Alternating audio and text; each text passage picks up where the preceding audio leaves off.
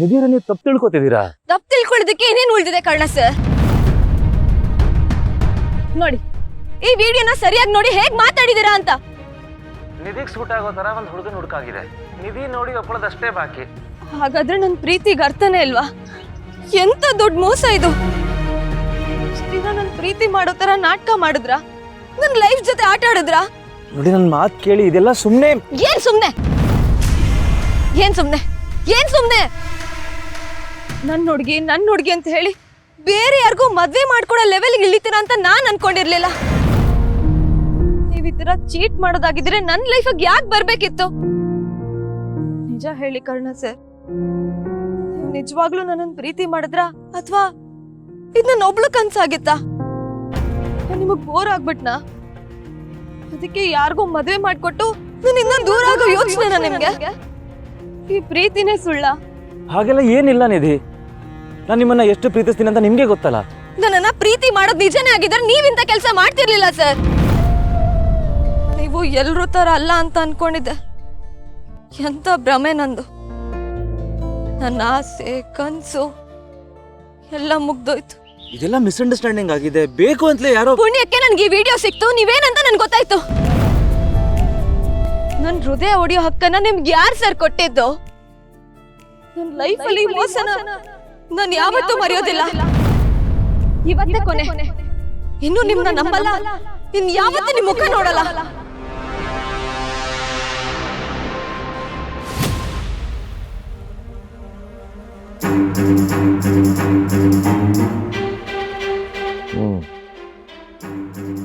ನಾನೇನು ಅನ್ಕೊಂಡಿದ್ನೋ ಇಲ್ಲಿ ಅದೇ ನಡೀತಾ ಇದೆ. ನಿಧಿ ಕರ್ಣ ಬ್ರೇಕಪ್, ಮುಂದಿದೆ ಮಾರಿ ಹಬ್ಬ. ನಂಬಿಕೆ ದ್ರೋಹಿ ನೀವು.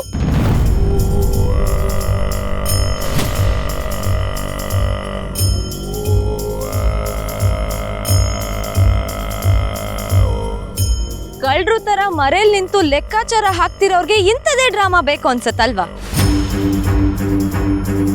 ನಾವ್ ಜಗಳ ಆಡ್ತಿರೋದ್ ನೋಡಿ ಸಖತ್ ಖುಷಿಯಾಗಿರ್ಬೇಕಲ್ವಾ? ಆದ್ರೆ ಅವ್ರ ಕಲ್ಪನೆ ತರ ಆಗೋದಕ್ಕೆ ಯಾವತ್ತೂ ಸಾಧ್ಯನೇ ಇಲ್ಲ.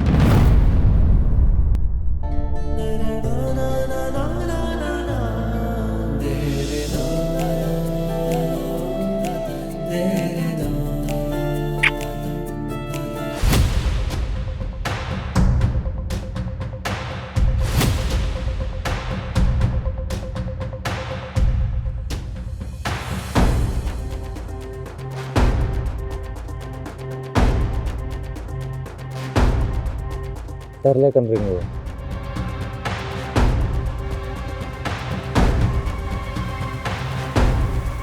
ಈ ವಿರಹದ ನಾಟಕ, ಬ್ರೇಕಪ್ ನಾವು ದೂರ ಹೋಗೋದಲ್ಲ. ನಮ್ 150 ಜನ್ಮದಲ್ಲಿ ವರ್ಕ್ ಆಗ್ಬೋದೇನೋ, ಆದ್ರೆ ಈ ಜನ್ಮದಲ್ಲಂತೂ ಅದಕ್ಕೆ ಸಾಧ್ಯನೇ ಇಲ್ಲ. ಎಷ್ಟೇ ಜನ್ಮ ಎದ್ದು ಬಂದ್ರು ನೀವು ನಮ್ಮವ್ರೆ.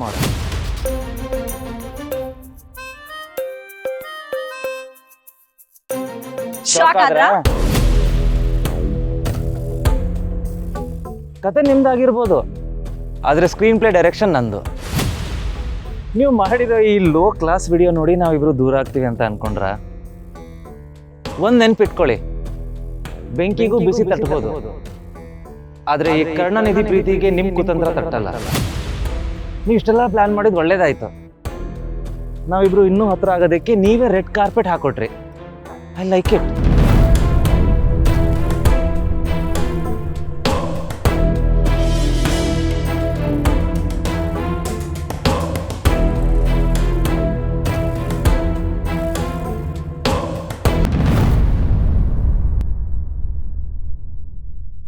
ರಮೇಶ್ ವಶಿಷ್ಠ, ನೀವೇನು? ನಿಮ್ ಮುಖವಾಡದಿಂದ ಇರೋ ಅಸಲಿ ಸತ್ಯ ಏನು? ನಿಮ್ಮ ಸೋಕಾಲ್ಡ್ ಒಳ್ಳೆತನ ಏನು ಅನ್ನೋದು ನನಗೆ ಅರ್ಥ ಆಗಿದೆ.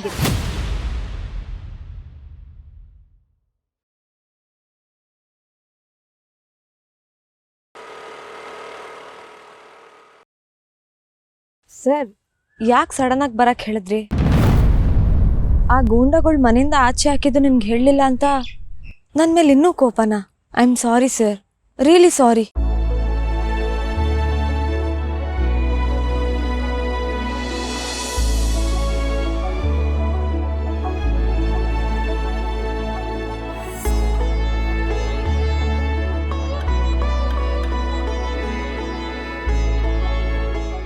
ನೀವ್ಯಾಕೆ ಸಾರಿ ಕೇಳ್ತೀರಾ?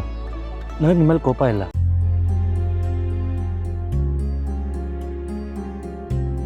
ನನ್ನ ಸುತ್ತಾನೆ ಏನೋ ನಡೀತಾ ಇದೆ, ಅದನ್ನ ನಿಮ್ಗೆ ಹೇಳೋಕ್ಕೂ ಆಗದೆ ಒದ್ದಾಡ್ತಾ ಇದ್ದೀನಿ. ಅದಕ್ಕೆ ನಿಮ್ಮಲ್ಲಿ ರೇಗಾಡ್ಬಿಟ್ಟೆ. ಐ ಆಮ್ ಸಾರಿ. ಅಂದ್ರೆ ನಿಮ್ ಸುತ್ತ ಏನಾಗ್ತಿದೆ ಸರ್?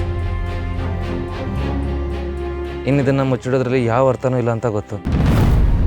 ನಿಮ್ಮ ಹತ್ರ ಒಂದು ವಿಷಯ ಹೇಳಬೇಕು. ನಾನು ತುಂಬಾ ದಿನದಿಂದ ಅಬ್ಸರ್ವ್ ಮಾಡ್ತಿದ್ದೀನಿ ಸರ್. ನೀವು ಯಾವುದೋ ವಿಚಾರಕ್ಕೆ ತುಂಬಾ ಒದ್ದಾಡ್ತಿದ್ದೀರಾ. ಏನು ಯೋಚನೆ ಮಾಡದೆ ಹೇಳಿ ಸರ್. ಅದೆಂಥ ವಿಷಯ ಆದ್ರೂ ನಾನು ನಿಮ್ಮ ಜೊತೆಗಿರ್ತೀನಿ. ಅದು ಅಪ್ಪನ ಬಗ್ಗೆ. ರಮೇಶ್ ಅಂಕಲ್ ಬಗ್ಗೆನಾ? ಏನಾಯ್ತು? ಹೇಳ್ತೀನಿ, ಬಟ್ ಇದರಿಂದ ನಿಮ್ಮ ಮನ್ಸಿಗೆ ತುಂಬ ನೋವಾಗುತ್ತೆ. ಆದರೂ ಹೇಳಲೇಬೇಕಾದ ಅನಿವಾರ್ಯತೆಯಲ್ಲಿದ್ದೀನಿ. ನಾನು ನಿತ್ಯ ಮದುವೆ ಆಗೋ ಥರ ಪ್ಲ್ಯಾನ್ ಮಾಡಿದ್ದೆ ನಮ್ಮಪ್ಪ.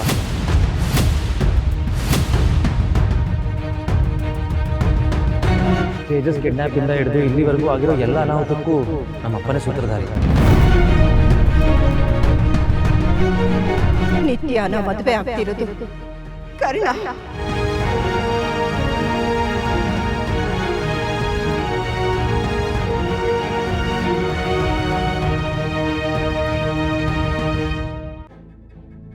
Dr. Nidhi, you are suspended.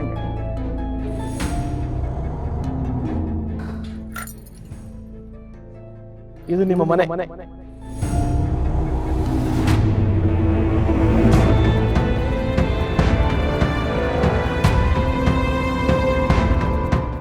ಇದೆಲ್ಲ ರಮೇಶ್ ಅಂಕಲ್ ಮಾಡಿದ್ರ? ಯಾಕೆ ಸರ್?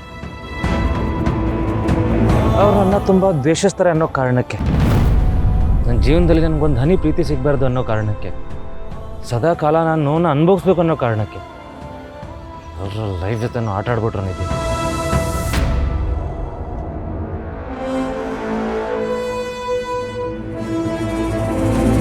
ನೀವು ನಮ್ ಲೈಫ್ ಮಾತ್ರ ಹಾಳು ಮಾಡಿಲ್ಲ, ತಪ್ಪೇ ಮಾಡ್ದಿರೋ ತೇಜಸ್ನ ಅಕ್ಕನಿಂದ ದೂರ ಹೋಗೋ ತರ ಮಾಡಿದ್ರಿ. ಅಜ್ಜಿ ವಯಸ್ಗೂ ಗೌರವ ಕೊಡದೆ ಅವ್ರ ನೆಮ್ಮದಿನ ಕಿತ್ಕೊಂಡ್ರಿ. ಮದುವೆ ಬಗ್ಗೆ 1000 ಆಸೆ ಇಟ್ಕೊಂಡು ಅಕ್ಕನ ಬದುಕನ್ನ ನರ್ಕ ಮಾಡಿದ್ರಿ. ನೀವು ಸುಟ್ಟಾಕಿದ್ರಲ್ಲ ನಮ್ಮನೆ, ಆ ಬೂದಿಲಿ ಅಜ್ಜಿ ಪಟ್ಟಿರೋ ಕಷ್ಟ, ನೋವು, ಅಳು ಎಲ್ಲವೂ ಇದೆ. ಇನ್ನು ಎಷ್ಟು ಜನನ್ ಬಲಿ ಕೊಟ್ರೆ ನಿಮ್ ದ್ವೇಷ ಕಮ್ಮಿ ಆಗತ್ತೆ? ಯಾವ್ದೋ ಒಂದ್ ದ್ವೇಷ ಇಟ್ಕೊಂಡು ಇಷ್ಟು ಜನರ ಕನ್ಸನ್ನ ಹೇಗ್ ಸರ್ವನಾಶ ಮಾಡಿದ್ರಿ? ನೀವ್ ಮಾಡಿರೋ ತಪ್ಪಿಗೆ ನಿಮ್ಮನ್ನ